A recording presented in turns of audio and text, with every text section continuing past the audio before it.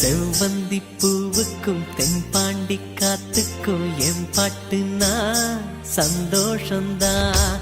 என் மாமன் பொண்ணுக்கு சிங்கார கண்ணுக்கு என் பாட்டுனா சந்தோஷந்தான். அம்மாடிவோம் கொலுசு சத்தம் ஆதாரமா நெஞ்சில் நிற்கும். அழகே உன் பேர் சொன்ன கவிதை கொட்டும். செவ்வந்தி பூ